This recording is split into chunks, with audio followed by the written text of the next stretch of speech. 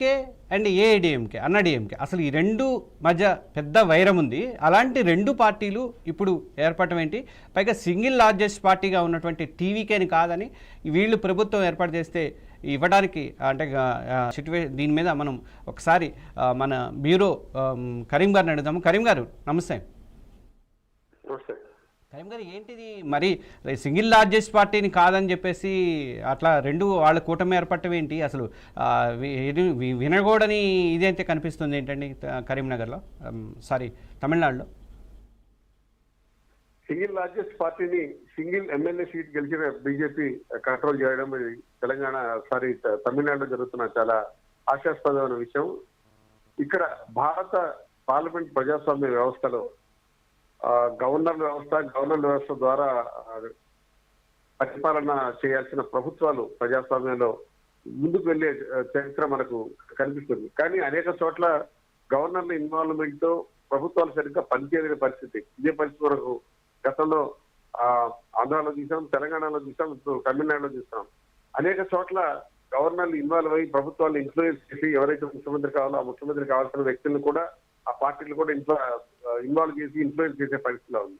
ఇప్పుడు single largest పార్టీగా ఎమర్జీ 108 స్థానాలు గెలుచుకున్న టీవీకే ఇప్పుడు ఏమీ చేయలేని మరో 10 మంది ఎమ్మెల్యేలు గారు తనతో పాటు ఉంటే కానీ ప్రభుత్వాన్ని ఏర్పాటు చేయలేని పరిస్థితి. ఇది నంబర్ గేమ్. ఈ నంబర్ గేమ్ లో టీవీకే ముందుకు వెళ్తుందా లేదా అనేది ఒక అంశం. రెండోది, టీవీకే మరో 10 మందిని సంపాదించుకోగలదన్న నమ్మకంతో కాంగ్రెస్ పార్టీ తొందరపడి ఒక కోయిల ముందే కూర్చున్నట్టుగా డిఎంకే నుంచి తెగదెంపులు చేసుకుని బయటకు వచ్చింది. కానీ ఇప్పుడు కాంగ్రెస్ పార్టీ ఏకాకిగా మారిపోయింది. ఇప్పుడు టీవీకేలోకి వెళ్లి ప్రభుత్వాన్ని ఏర్పాటు చేసే పరిస్థితులు లేదు, తిరిగి డిఎంకేలో వెళ్లి రాజకీయం చేసే పరిస్థితి లేదు. ఇప్పుడు ఏదన్నా ఆందోళన చేసినా ఏం చేసినా కాంగ్రెస్ పార్టీ చేయాల్సింది. ఇది బీజేపీకి అంది వచ్చే అంశం. బీజేపీ మరి కొంతకాలం కాంగ్రెస్ పార్టీని దునుమాడడంలో ఈ పాయింట్ కూడా తీసుకునే అవకాశం మనకు కనిపిస్తుంది. ఇంతవరకు జరిగిన పరిణామాలు చూస్తే మొదటి రోజే ప్రభుత్వాన్ని ఏర్పాటు చేయడానికి 2 వారాల సమయం కావాలని విజయ్ కోరడం దగ్గర నుంచి వివాదం మొదలైంది. విజయ్ ఆ కాన్ఫిడెన్స్ ఎప్పుడైతే కోల్పోయాడో అక్కడి నుంచి గవర్నర్ చేతికి పగ్గాలు ఇవ్వనట్టుగా అనిపించింది. గవర్నర్ ముందు 118 మంది పరేడ్ చేయాల్సిన అవసరం కూడా గవర్నర్ దొక్కి చెప్తూ ఉన్నారు. మీరు ముందు 118 మంది ఆమోదం తీసుకొని రావాల్సిన అవసరం ఉందని చెప్తున్నారు. వీళ్ళు 112 మందితోనే అక్కడికి వెళ్లి ప్రభుత్వాన్ని ఏర్పాటు చేయాలన్న ఆలోచన కొద్దిగా ఇబ్బందిగా ఉంది. ఏఐడిఎంకే నుంచి కొంతమందిని చీల్చి తీసుకోవాలన్న వాదన జరిగినప్పటికీ ఏఐడిఎంకేలో ఉన్న ఎమ్మెల్యేలు కొంతమంది దూకుడు ప్రదర్శించినప్పటికీ కూడా డిఎంకే రంగంలో దిగిన తర్వాత పరిస్థితి చల్లబడింది. ఎప్పుడైతే రజనీకాంత్ అండ్ స్టాలిన్ సమావేశం జరిగిందో పూర్తిగా రాజకీయ రంగం మారిపోయింది. దీనికి కారణాలు చాలా ఉండొచ్చు.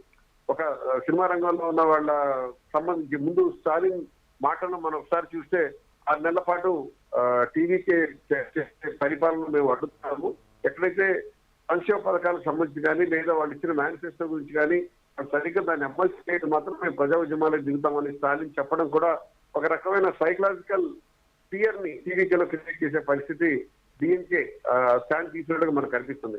మరోవైపు తమిళనాడులో ఉన్న సినిమా రంగం పెద్దలందరూ విజయ్ వైపు నిలబడ్డారు, ఒకరిద్దరు తప్ప.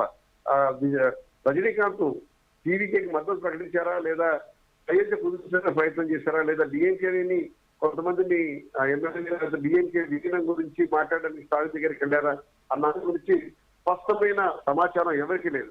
కాకపోతే అన్ని ఊహాగానాలే నడుస్తున్నాయి. ఏది ఏమైనా మీరు చెప్పినట్టుగా ఏఐడిఎంకే డిఎంకే కలవడం అనేది జరగదు అనే విషయాన్ని మాత్రం నేను ఏకీభవించలేను.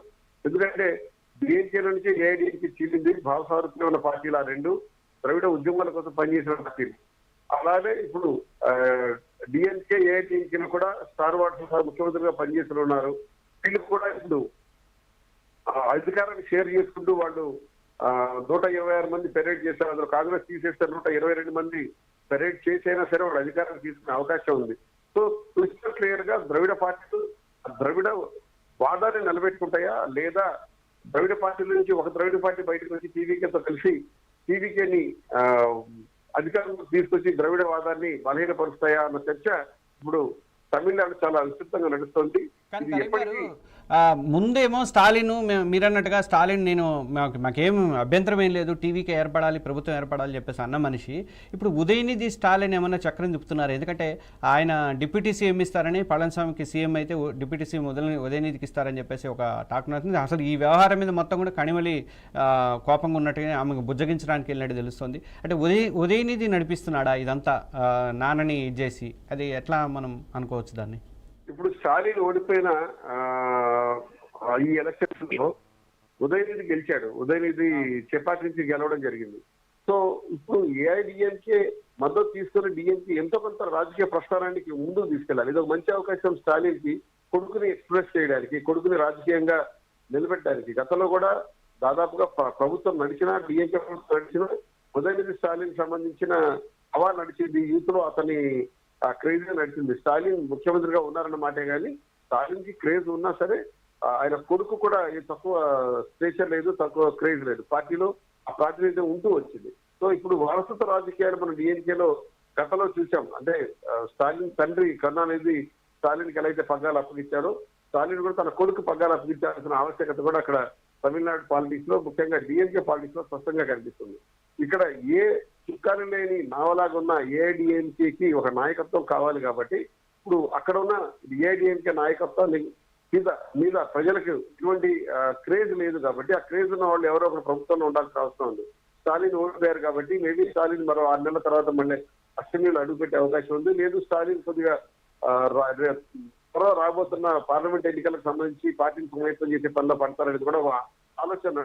స్టాలిన్కి ఇది అంది వచ్చిన అవకాశంగా కొడుకుని మెయిన్ స్ట్రీమ్ రాజకీయాల్లో పెట్టి అధికారంలో ఉంచి రాబోయే కాలంలో డిఎంకేని మరింత స్ట్రెంగ్తన్ చేసి యాంటీ బీజేపీ పాలిటిక్స్ నడపాలనేది కూడా ఒక అభిప్రాయంగా కనిపిస్తుంది.